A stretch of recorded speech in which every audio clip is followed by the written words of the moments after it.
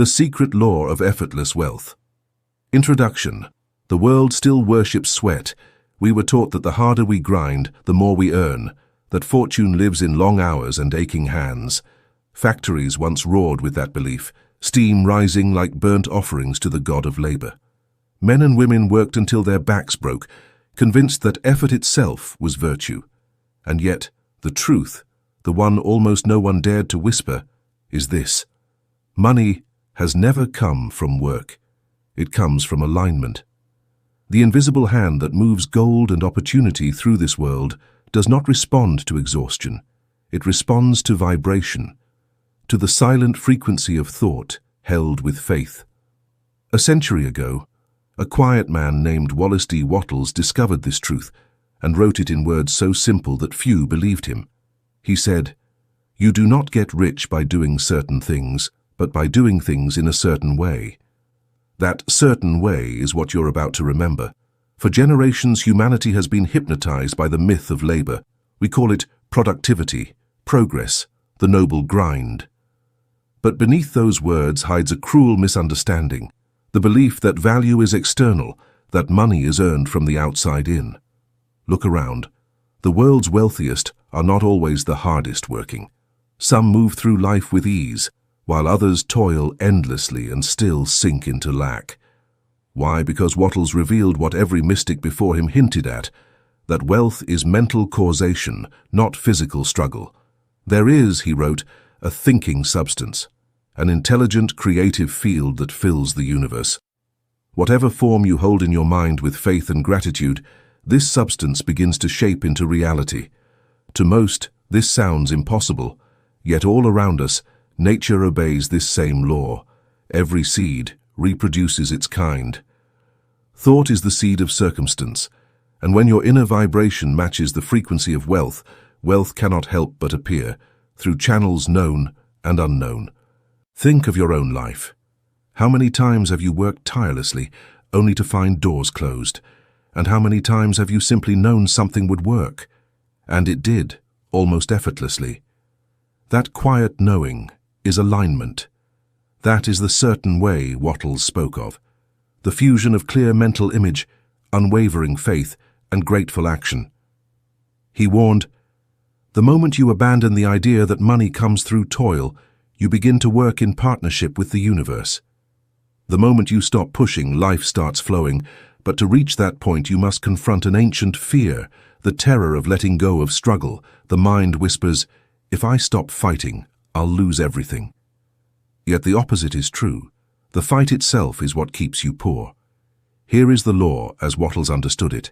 There exists a formless substance that responds to thought. A clear mental picture of abundance impressed upon this substance causes its manifestation. Gratitude keeps you connected to this infinite source. Action, guided by faith, gives the invisible a channel through which to flow. This is divine mechanics, the metaphysics of creation. When you align your thoughts with faith instead of fear, and your work with joy instead of duty, you step into the current of effortless wealth. Then work transforms from toil to expression, from trying to make a living to allowing life to make through you. Every act done with awareness of abundance magnetizes an increase. Every word spoken with gratitude multiplies substance. Every moment lived in certainty strengthens your link to the infinite storehouse. You are not here to earn, you are here to emanate. Imagine standing in that ancient factory again, but this time you see what the others could not. Behind the machines, beyond the sweat and noise, there is a quiet field of light, pure creative intelligence waiting to obey whoever dares to think differently. You realize the true labor is not of hands, but of consciousness. You no longer chase, you radiate. You no longer beg, you allow.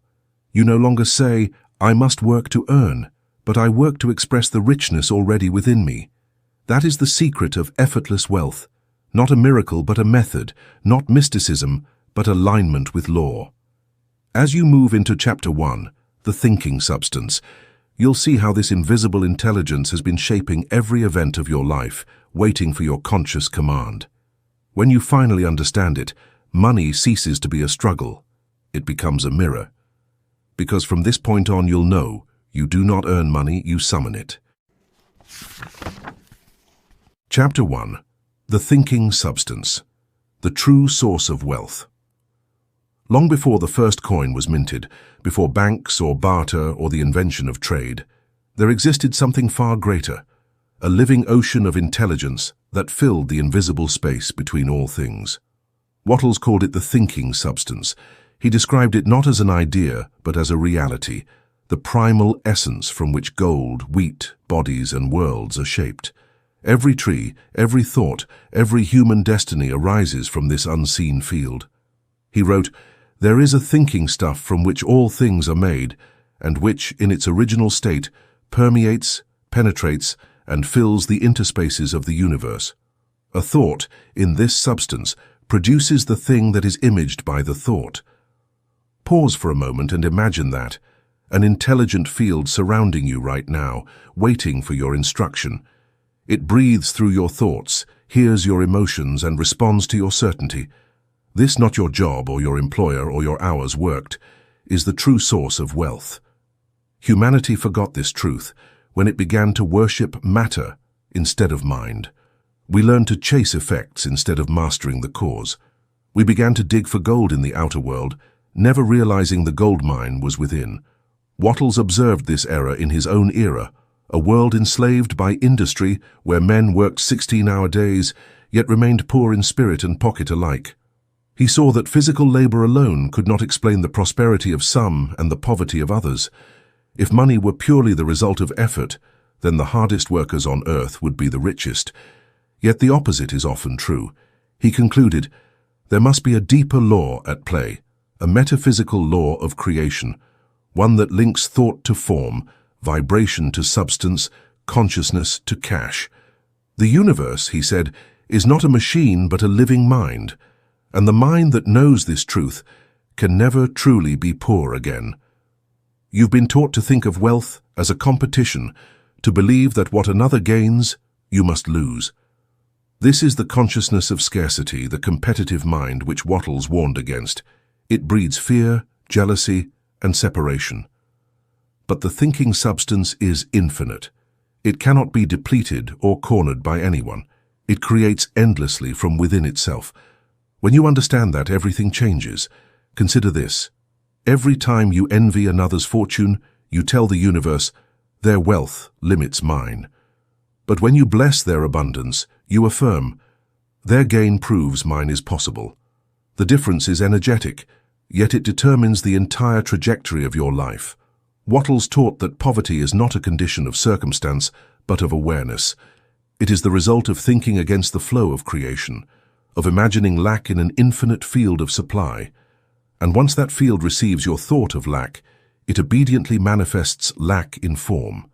You are right now surrounded by invisible substance waiting to shape itself into your idea of wealth. The only question is, what image are you impressing upon it? Wattles' discovery is both mystical and practical. He said that to manifest wealth one must form a clear mental image of the desired result, not vague longing but definite creation. Hold that image with unwavering faith, never doubting its reality. Express gratitude constantly, for gratitude keeps you in touch with the source.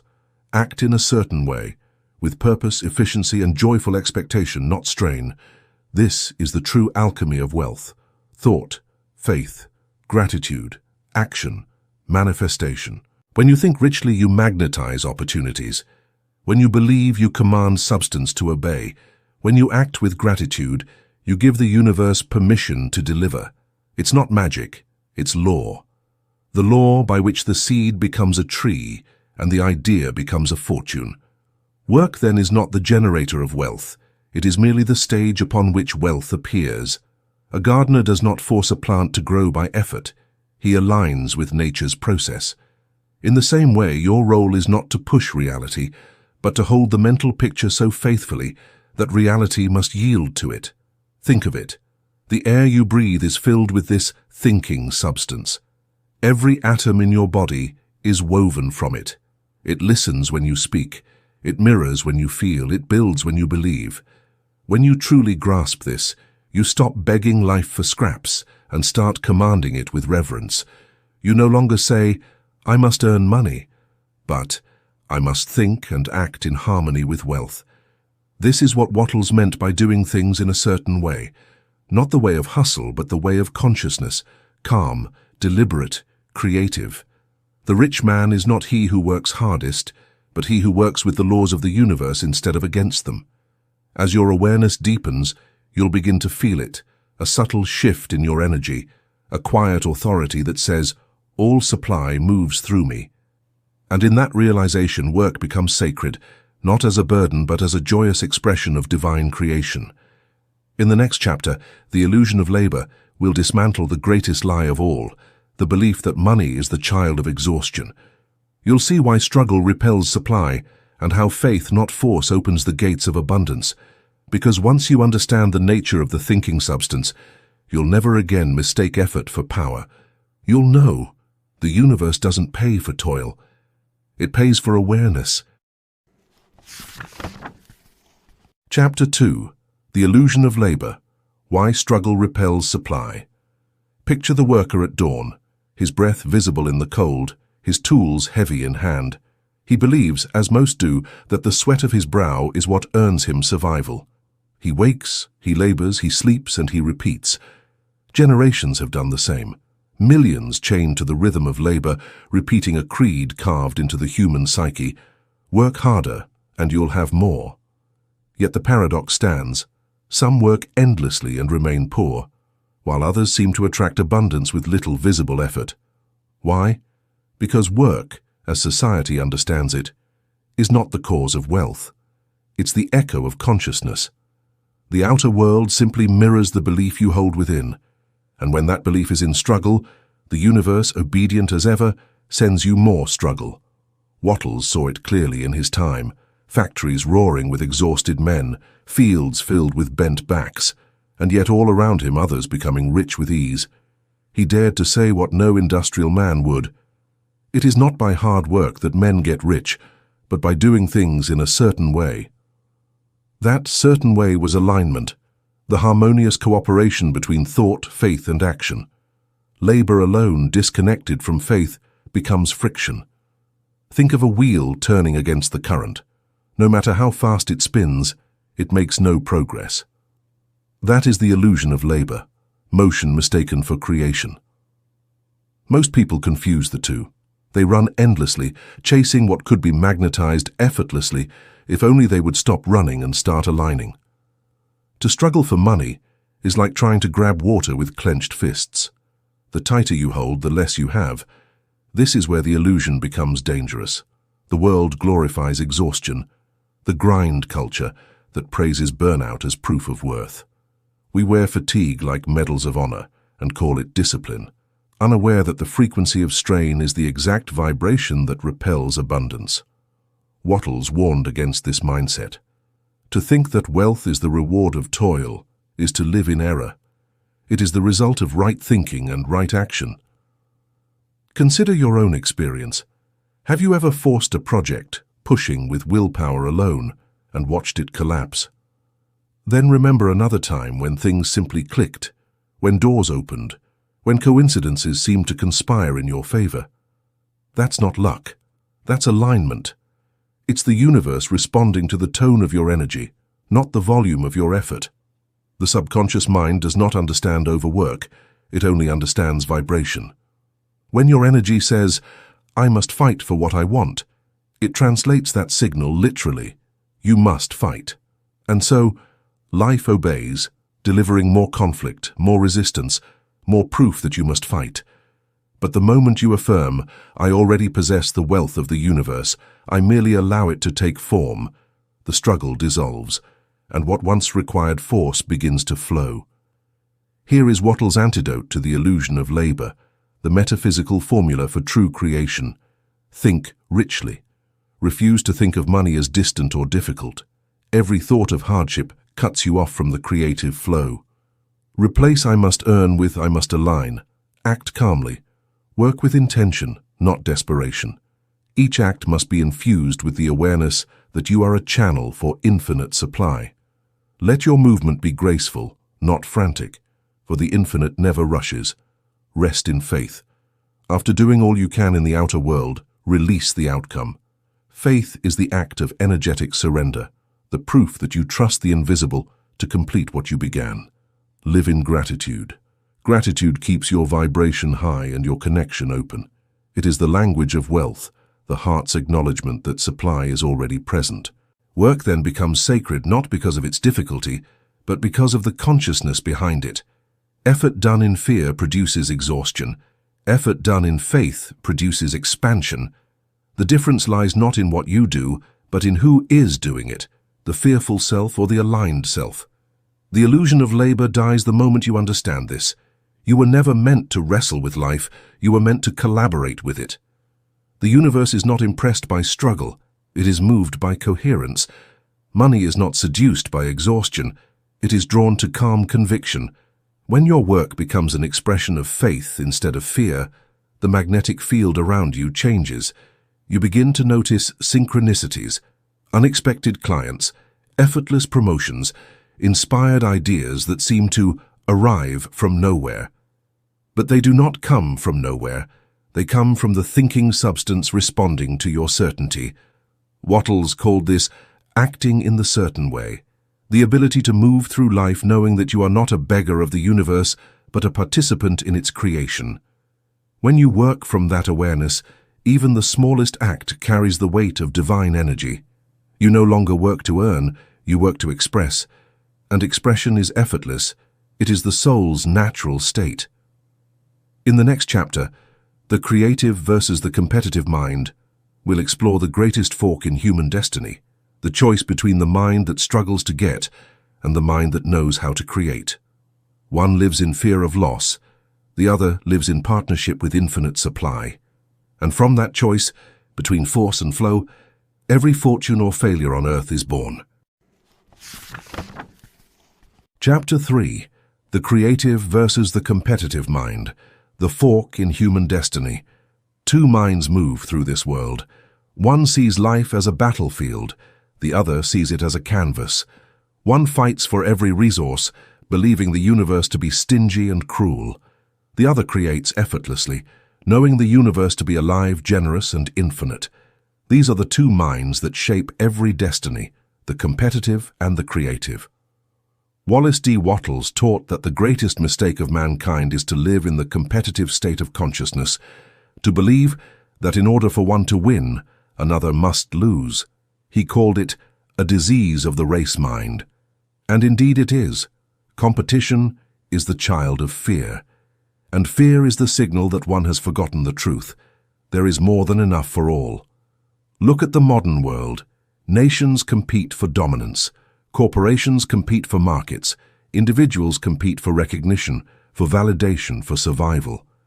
And yet in that endless chase no one ever truly wins, because the vibration of competition is separation itself. It tells the universe, I believe in lack. And so, lack becomes the governing law of one's experience. Wattles saw this even in his own century. Men trampling each other in factories, businesses collapsing from greed, dreams dying under the weight of envy.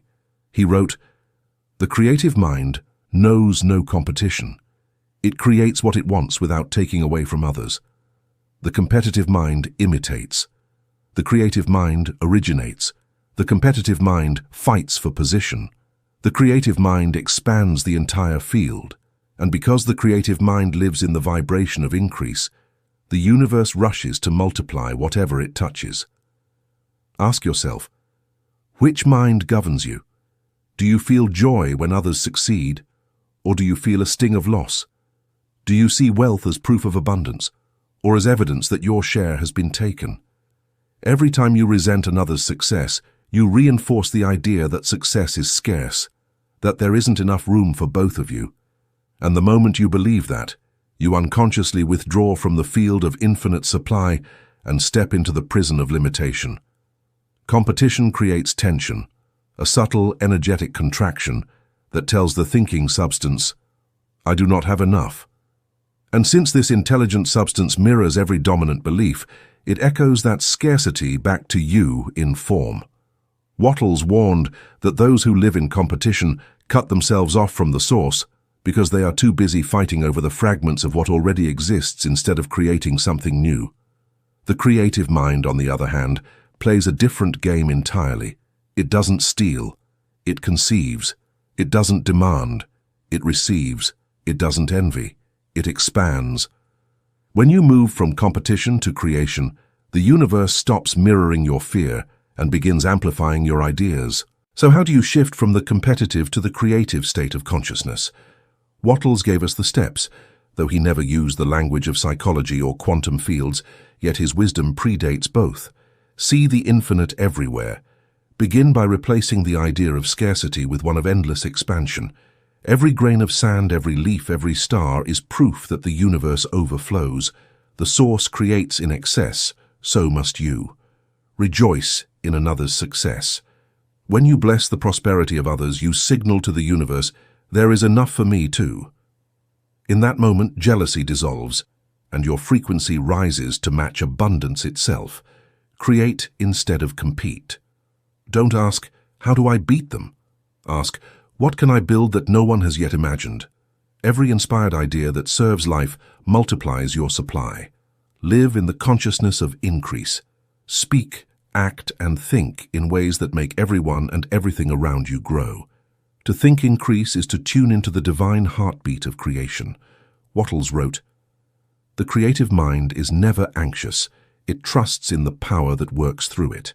When you create, you operate as an extension of the infinite, and the infinite cannot fail. Imagine the two roads before you.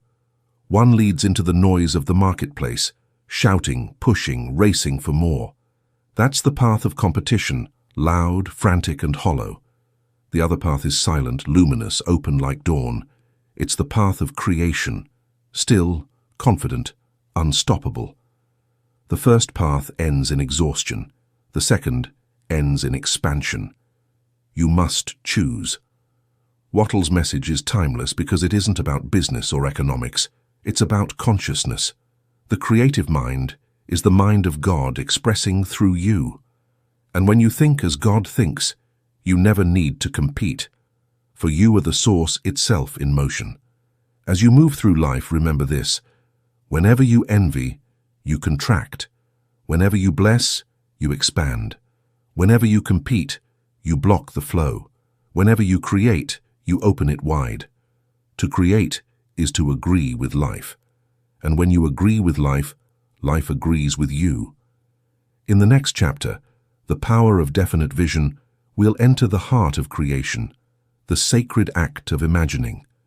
You'll see how a single clear mental picture, held with faith, has more creative power than 1,000 days of hard labor. Because when your vision is definite, the universe has no choice but to obey. It's not about working harder, it's about seeing clearer. Chapter 4. The Power of Definite Vision, the imagination that commands reality. Everything that exists began as a picture in someone's mind. Before there was the palace, there was the plan. Before the bridge, the vision. Before the empire, a thought held long enough to call matter into order. Wattles understood this principle so completely that he made it the cornerstone of his system. You must form a clear and definite mental image of what you want. Hold this picture in your thoughts with fixed purpose and unwavering faith, and the thing you think about will be created. To him, imagination was not fantasy. It was divine architecture. When you think vividly and persistently, you are giving the thinking substance its blueprint. The universe does not respond to wishful daydreams. It responds to precision, to the definiteness of an image impressed upon it with emotion and faith. Most people never create. They drift. Their mental pictures flicker and fade with every mood. One day they desire freedom, the next they fear it. Their inner movie keeps changing, so the outer world never knows what to project. Wattles wrote that the average person moves as a ship without a chart or compass, tossed by conditions instead of commanding them. They pray for prosperity while imagining lack, speak of faith while vibrating fear, act with hope one moment and despair the next, and then they wonder why life feels inconsistent. A definite vision acts like gravity. It gathers the formless into form, An indefinite mind scatters its own power. Without a clear picture, the universe has nothing to obey. Energy answers direction, not confusion. Ask yourself, what image do I hold most clearly in my mind? Not what you wish you thought about, but what you actually revisit day after day. Is it abundance or anxiety? Is it freedom or the fear of failure? Every repeating image is a silent command to the universe. If you constantly imagine debt, struggle, or delay, the thinking substance obediently constructs situations that match those pictures. It is never personal. It is the law. That is why Wattles urged his students to see things as you want them to be, not as they are. Because the mind that clings to appearances keeps recreating appearances. Only vision, sustained, definite, emotional vision, can overrule the momentum of the past. Your outer life is a mirror of your dominant image. Change the picture, and reality begins to rearrange itself around it. Here is the practice of mastery, the art of definite vision. Withdraw from the chaos of appearances. Take time each day to enter silence, where the noise of circumstance cannot reach you. In that stillness, imagination becomes pure. Form a single vivid picture. Describe it in your mind until every detail feels real, the environment, the sensations, the gratitude of already having it. Emotion imprints the image onto the universal substance like fire on wax. Hold it with faith, not tension. Faith is a relaxed conviction, not a clenched will. The clearer and calmer your certainty, the faster the substance organizes itself. Refuse contradictory thoughts. Every time doubt arises, return to the picture and feel it again. Doubt is the only vibration strong enough to erase what faith has drawn. Act in harmony with the vision. Let your daily actions reflect the reality you've already accepted inwardly. The universe meets you halfway through circumstance, intuition, and timing. Wattles compared this process to an artist molding clay. Each thought is a touch of the hand. Each emotion adds shape. Gratitude fires the sculpture into permanence. Consider this: the richest person you can imagine, the inventor, the mystic, the builder of civilizations. They all used the same invisible tool you possess right now. Their outer achievements were simply reflections of inner constancy. The universe is not moved by your struggle, your education, or your lineage. It is moved by your image, clear, consistent, unwavering. Definiteness is destiny. When you choose a picture and refuse to let it go, the formless begins to crystallize around it. Events reorganize, people appear, coincidences align, because reality must obey the mind that knows what it wants. To live without a definite vision is to live as an echo. To hold one is to live as a creator. Wattles's quiet instruction still resounds. Think what you want, do not think of what you do not want. And that single command, practiced daily, has the power to alter the entire landscape of your life. In the next chapter, Faith, the substance of things desired, we will explore the bridge between thought and manifestation, the mysterious force that turns imagination into form. For even the clearest vision cannot live without the energy of belief behind it. Vision is the map. Faith is the current that carries it into reality. Chapter 5. Faith, the substance of things desired. There comes a moment in every creator's journey when the image is formed, the intention is clear, yet nothing has appeared. The mind wavers. Maybe it isn't working. Doubt creeps in like fog, covering the radiant picture once so alive. It is here in this sacred in-between that faith begins. Faith is not blind belief. It is spiritual eyesight, the vision that sees through delay into certainty. Wattles called it the substance of things desired. He meant it literally. Faith is the invisible material from which the visible is shaped. Where thought designs and imagination colors, faith provides the mass, the energetic density that pulls form out of the formless. Without it, even the clearest vision drifts like smoke. With it, mountains move, currents bend, and matter yields. Most people confuse faith with hope. Hope waits. Faith knows. Hope says, someday. Faith whispers, already. Wattles saw that the world suffers not from lack of opportunity, but from lack of conviction. Men and women pray for abundance while secretly expecting disappointment. They think two opposite thoughts at once, one of wealth, one of worry, and the universe, hearing both, delivers neither. He wrote, "To think faithlessly is to sever your connection with the source. You must know that the thing you desire is at this moment forming around you." That knowingness, quiet, unshakable, is what most have lost in an age that worships proof. We've been trained to believe only what we can touch, never realizing that touch itself is the echo of belief. The unseen must be believed before it can be seen. Think back to a time when you knew something good was coming. You didn't hope, you felt it. You spoke as if it were already true. And somehow, reality obeyed that tone of certainty. That vibration was faith. Not the ritual, not the prayer, the feeling underneath it. Every human carries a dial that tunes between fear and faith. Wherever the needle rests, reality begins to hum in harmony. Fear vibrates scarcity. Faith vibrates completion. The tragedy is that fear feels safer because it keeps us in control.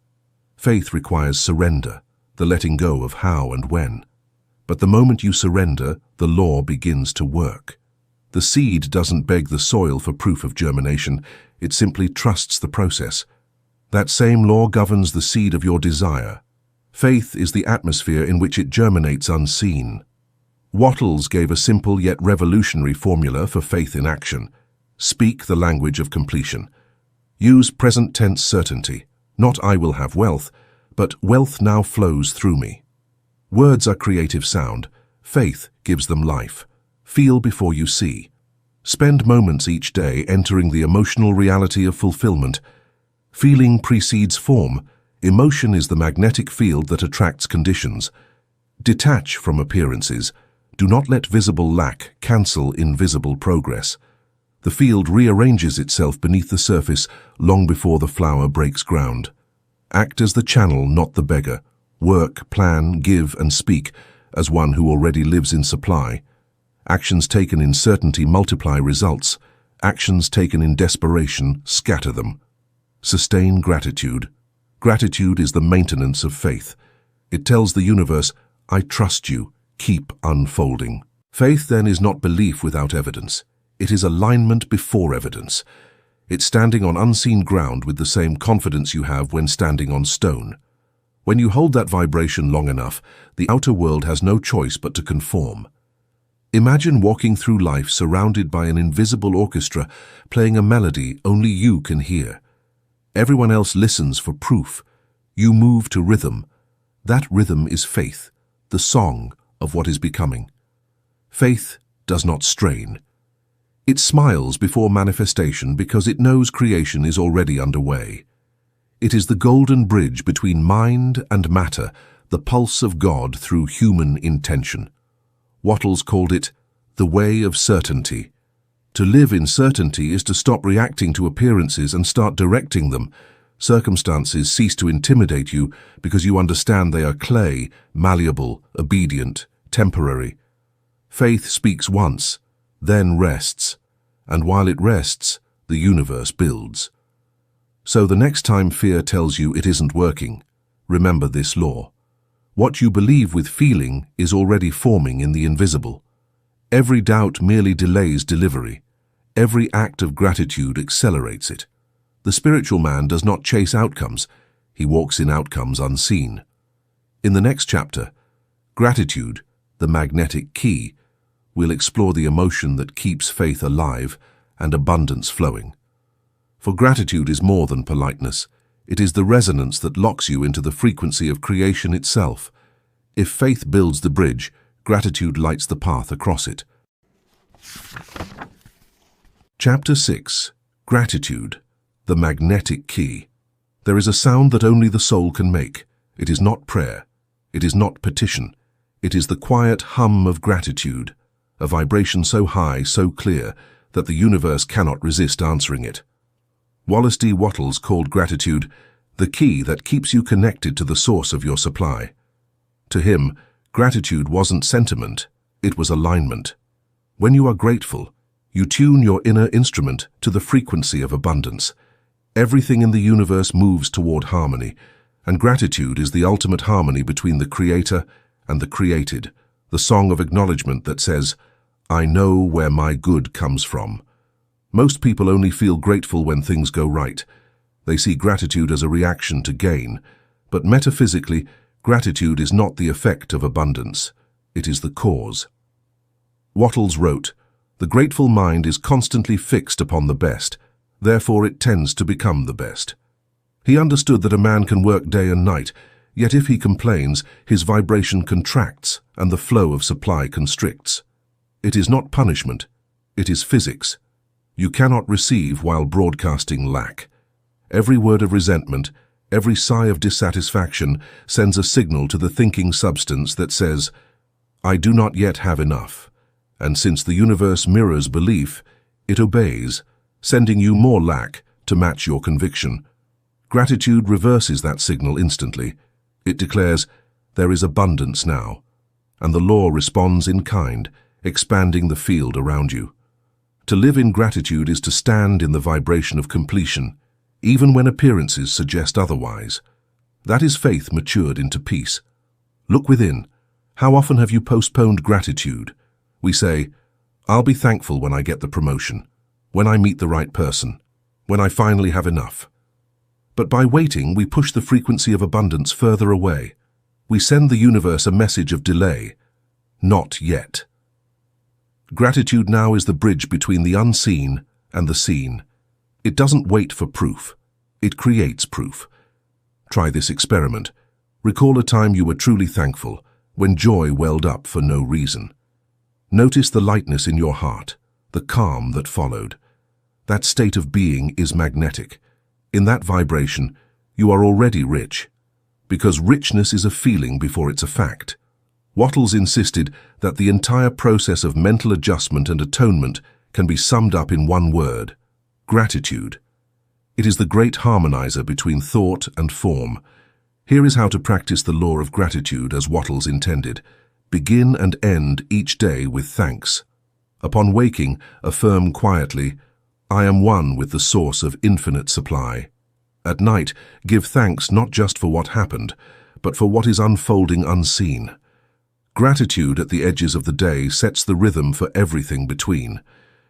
Be grateful for possibility, not only for possession.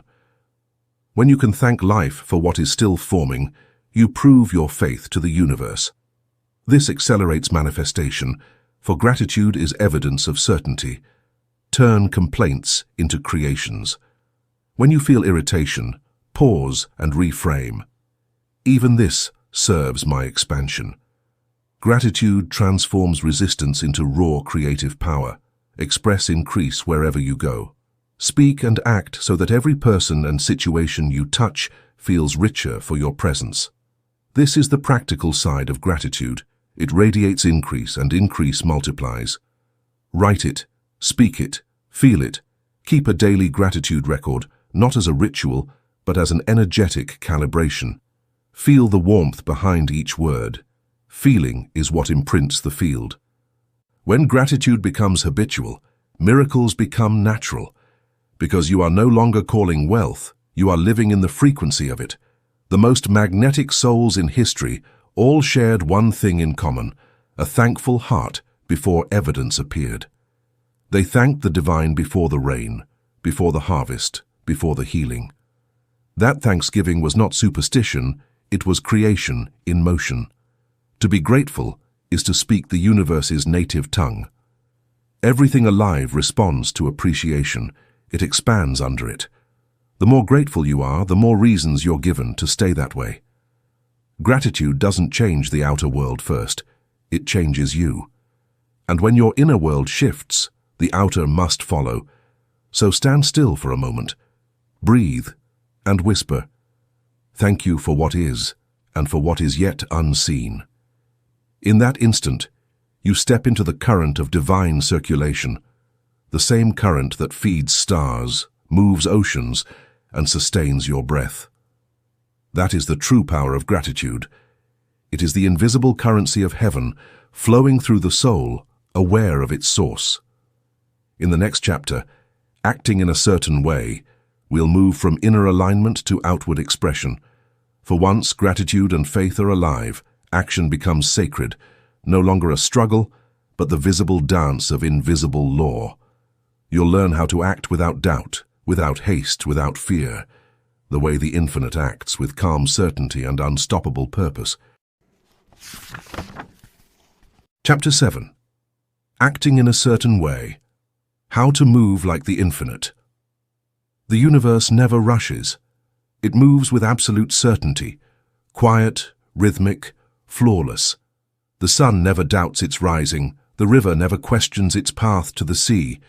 Each fulfills its purpose without strain, because each is animated by the same intelligence that breathes through you.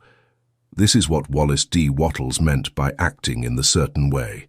He wrote, "You must act in the present with faith and purpose. Act now upon the people and things in your present environment.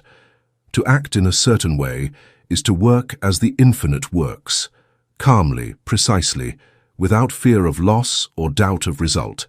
It is not about effort, it is about essence. You move not to make something happen, but to express what already is happening through you. When you act in this consciousness, your deeds carry power. They ripple outward like waves that never fade, and the world begins to organize itself around your conviction. Most people act from confusion, rushing, reacting, fearing they might miss their chance.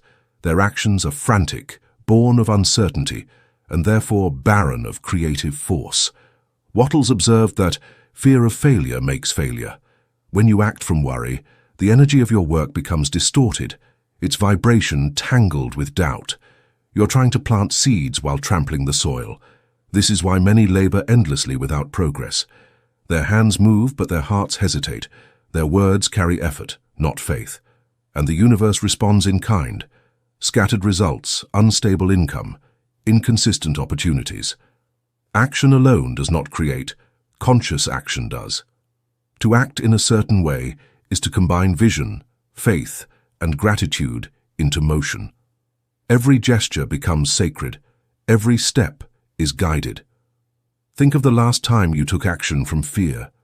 Remember the tension, the exhaustion, the quiet whisper that said, "If I stop pushing, everything will collapse."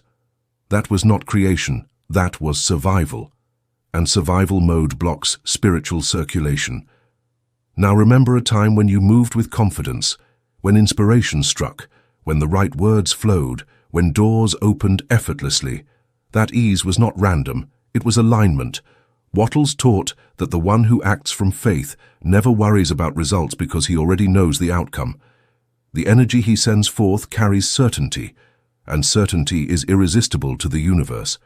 Action taken in this state carries more power than years of labor without conviction, because law responds not to motion, but to meaning.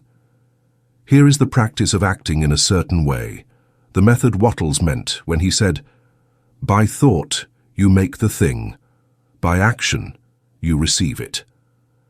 Act where you are, not where you wish to be. Don't wait for perfect conditions. The infinite always begins here, now. Whatever lies before you is the exact material through which your vision will express itself. Act with calm efficiency. Move deliberately, as if success were guaranteed, because metaphysically it is. Each action performed with composure carries more power than 1,000 done in anxiety. Let every action express faith. Infuse your tone, posture, and speech with quiet assurance. The field around you records that vibration and multiplies it in ways you cannot predict. Do every act as a complete act. Wattles said, "Put the whole power of your mind and will into every act. Treat every task, however small, as sacred service. This intensity of presence bridges the invisible and the visible. Detach from the result. Once the action is done, release it completely. The infinite completes what you begin. Worry is interference, rest is faith. When you move like this, the quality of your energy shifts. People feel it. Opportunities rearrange themselves. Even chaos begins to organize around your conviction. Because when you act in a certain way, you become a living expression of divine order. To act in a certain way is to work as the universe works, without hesitation, without doubt, without hurry. It is the stillness of power in motion. Wattles compared it to the growing of a seed. The seed does not wonder if it will sprout. It simply responds to the laws that govern it, and those laws never fail. So must you. Act, not as a struggler reaching upward, but as a creator unfolding outward.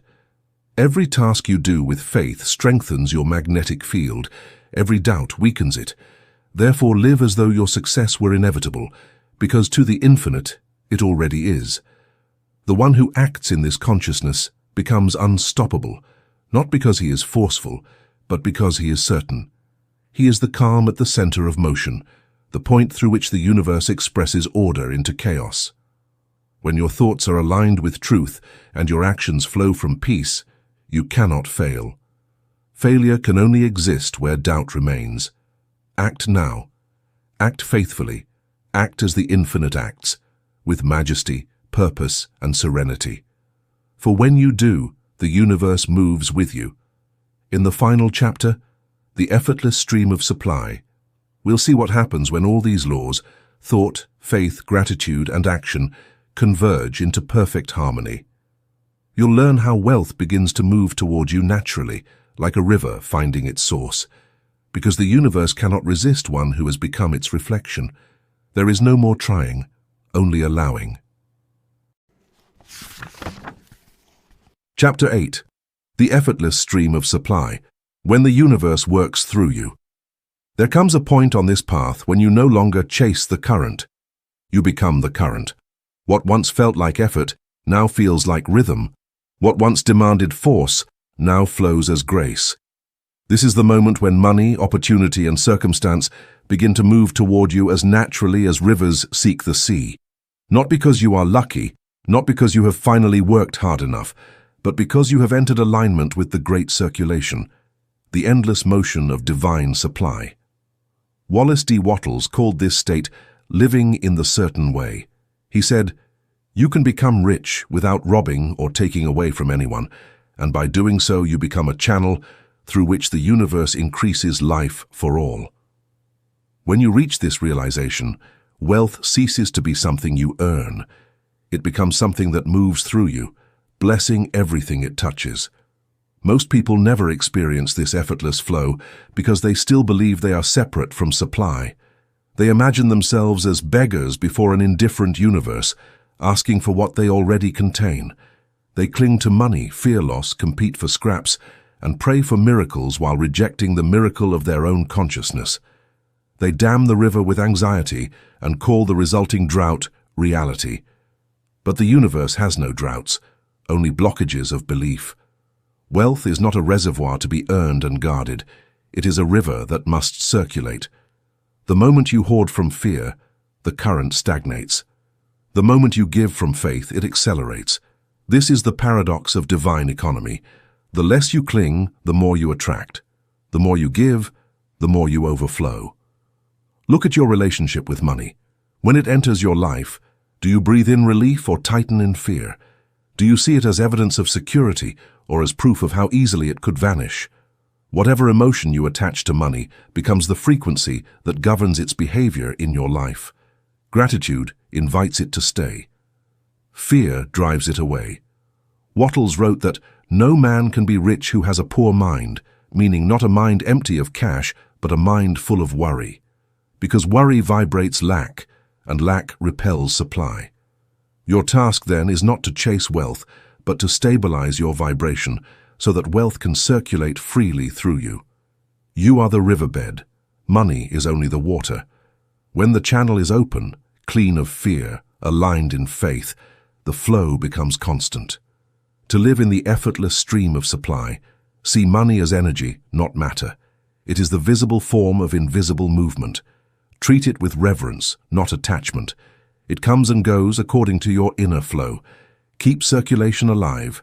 Give freely, not as loss, but as participation in the universal rhythm. Every act of generosity expands your capacity to receive. The moment you let money move, you prove your trust in the source. Anchor every action in peace. The infinite never acts in panic. Move from calm assurance, and your field broadcasts stability. attracting resources and opportunities that mirror your stillness. Receive without guilt. Many repel abundance unconsciously by feeling unworthy of it, but creation cannot bless a vessel that refuses to open. Accept with joy. It keeps the current pure. Live as an instrument of increase. Let every person, place, and project you touch expand through you. You are the conduit through which the universe multiplies itself. To increase life for others is to ensure life increases for you. When you master these principles, money becomes the byproduct of something far greater, vibrational coherence with divine order. You are no longer working for wealth. Wealth is working for you. Imagine yourself standing beside a vast ocean. Each wave that breaks upon the shore is a form of supply, an idea, an opportunity, a flow of abundance. Yet none of it belongs to you exclusively. It moves through you, not to you. Your task is simply to remain open, rhythmic, and grateful. In that openness, you become the infinite's favorite instrument. You stop asking, "How can I get?" and begin asking, "How can I let?" How can I let more life flow through me? How can I let more good circulate to others through my being? And as you ask that, the universe answers with more to give, more to share, more to live. Because the law is perfect. To the one who circulates, increase is inevitable. When you live in the effortless stream of supply, there is no more fear of lack, no anxiety about timing, no guilt about success. You realize that money is not earned, it is expressed.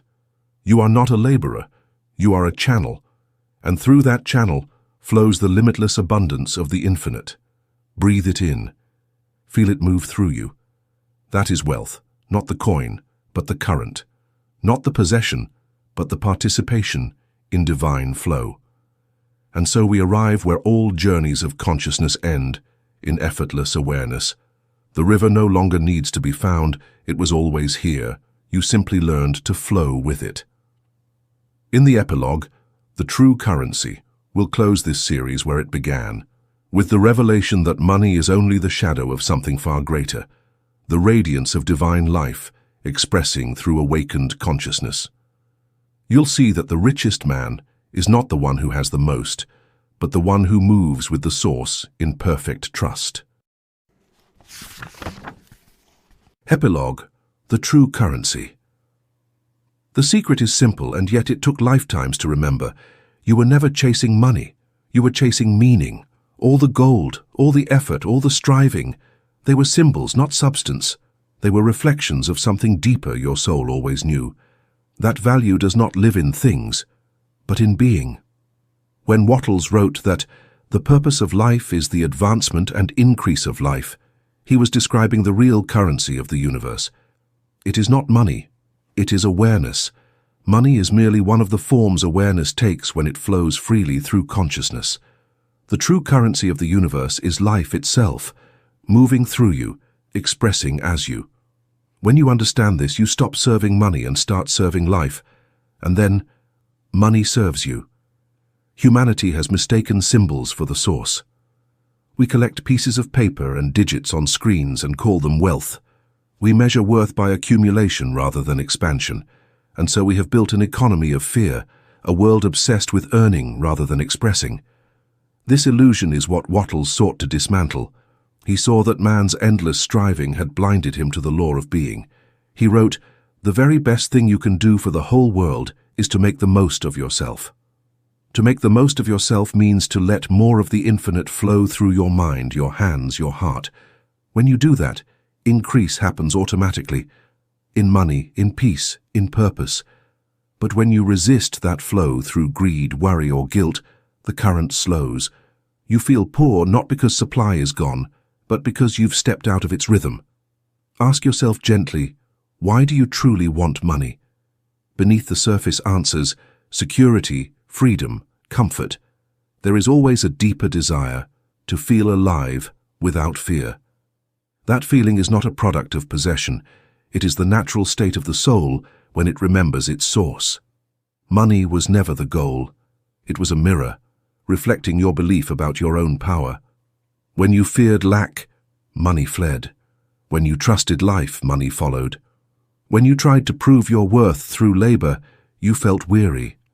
When you acted from faith, doors opened by themselves. The lesson was never about working harder. It was about remembering that you were already connected to everything you sought to earn. You are not separate from the source of supply.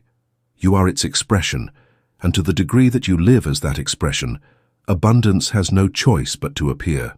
Here is the final teaching of Wattles distilled into living practice. Think creatively, never competitively.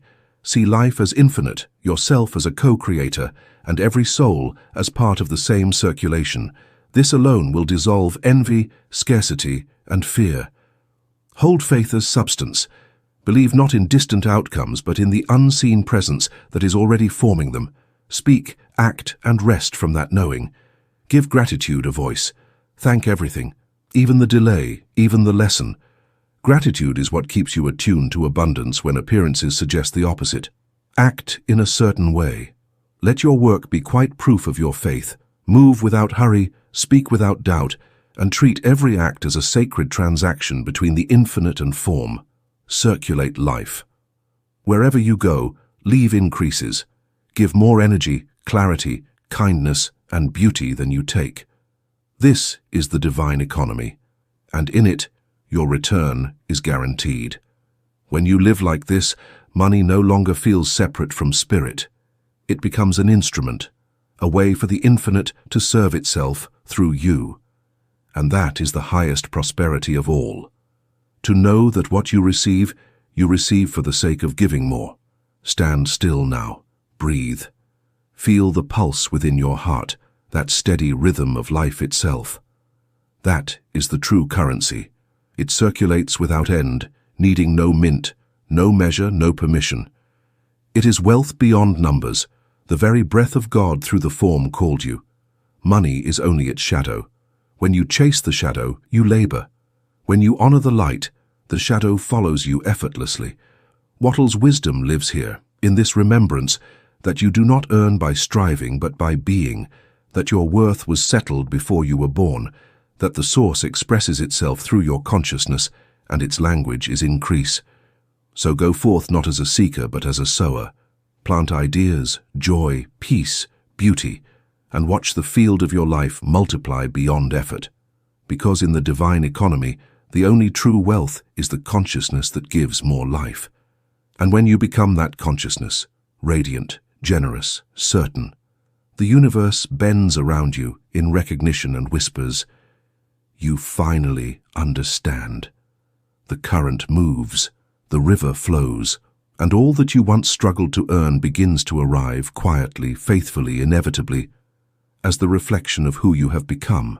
It is summoned by consciousness. It flows through gratitude, obeys faith, and moves wherever increase is served. You are not here to earn a living.